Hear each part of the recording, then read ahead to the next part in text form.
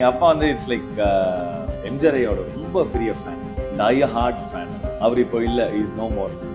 He got murdered, எல்லாருக்குமே தெரியும். திரைத்துறையில இருந்து அரசியலுக்கு கிளம்புறாரு விஜய் அவர்கள். விஜய் சார் அப்படின்றது இல்ல, யார் வேணா வரலாம். எம்ஜிஆர் ஐயாவே ஒரு ஆக்டர் ஆகி அதுக்கப்புறம் தான் அந்த சிஎம் ஆனாரு. ஆனா கொஞ்சம் நிறைய யோசிக்கணும் அவரும். நிறைய ப்ராஜெக்ட்ஸ் வந்து உங்களுக்கு நான் அமையணும்னு ஆசைப்படுறேன். பட் இருந்தாலும் உங்களுக்கு இந்த டேரக்டராக நான் பண்ணணும்னு என்னோட பக்கெட் லிஸ்ட்ல இருக்குன்னா யாரெல்லாம் சொல்லுங்க? இல்ல, நிச்சயமா திருப்பியும் லோகேஷன் கிட்ட ஒரு நல்ல படம் பண்ணணும். அண்ட் இன்னொன்னு என்னன்னா வந்து எனக்கு வெற்றிமாறன் சார், இந்த வட சென்னை ஜானர்ல பண்ணணும். இந்த இன்சல்ட்லாம் கிடையாதுங்க. லைக் நமக்கு இன்சல்ட் கிடையாது, ஒரு விதமான உள்ள ஒரு வருத்தம் இருக்கும், அவ்வளவுதான். லைக் ஐயோ நம்ம இதை எடுக்கலையே.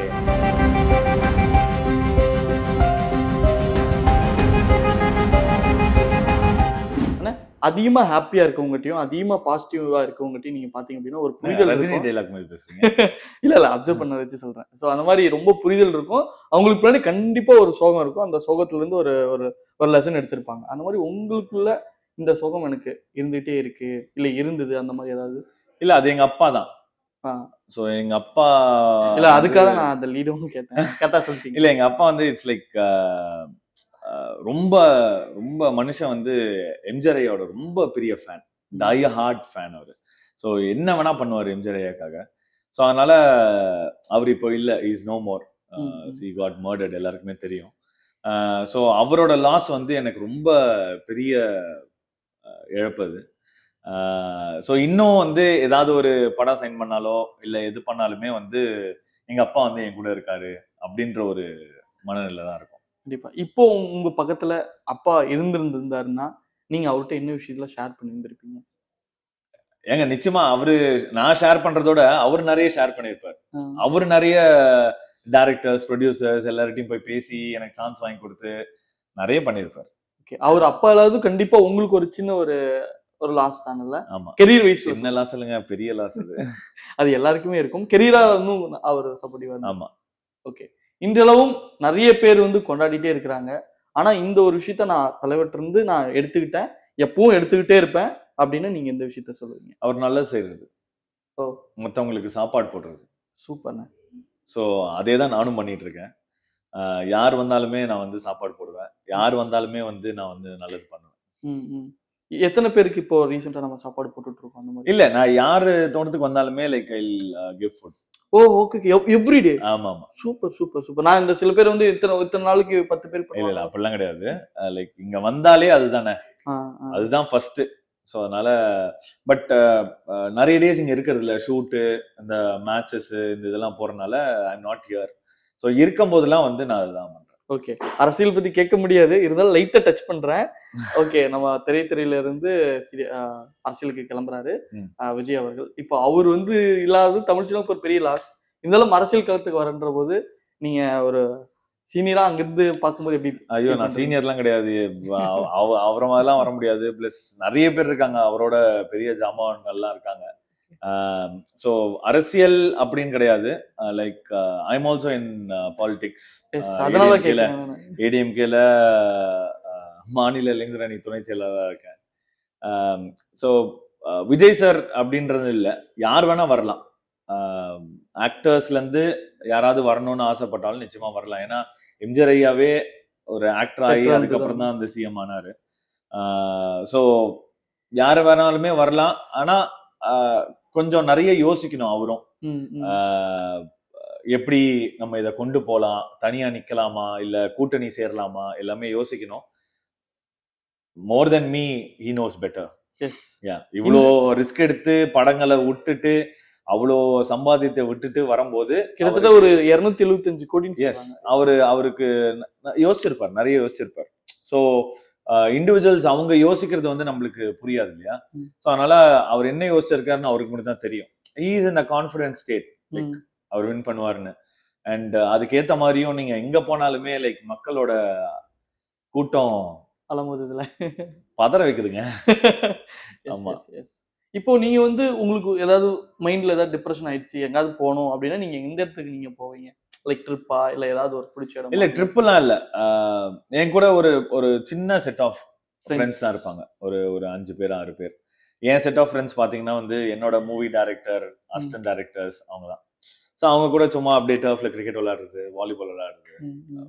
மெயினா வந்து டிப்ரெஷன் ஆயிடுச்சு அப்படின்னா ஒண்ணு சமைப்பேன். ஓ ஆமா பார்த்தேன் நான் நீங்க குக் பண்ற வீடியோ கூட ஒண்ணு சமைப்பேன், இல்லைன்னா வந்து வாலிபால் விளையாடுவேன். Okay okay. வெளிநாடுகள் அந்த மாதிரி பயணம் பண்ற மாதிரி அந்த மாதிரி ஏதாவது இருக்கா உங்களுக்கு?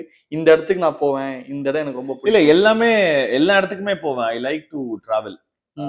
டிராவல் அப்படின்றது மோஸ்டா நிறைய ஷாப்பிங்க்கு, லைக் என்ன சொல்றது, இப்போ நம்ம லூயி வுட்டான், பால்மென் பாரிஸ் ஓகே. அதெல்லாம் போய் எடுக்கிறதோட நம்ம வந்து கொஞ்சம் சீப்பா என்னென்ன இது அந்த மாதிரி எடுக்கலாம் தான் பார்ப்பேன்.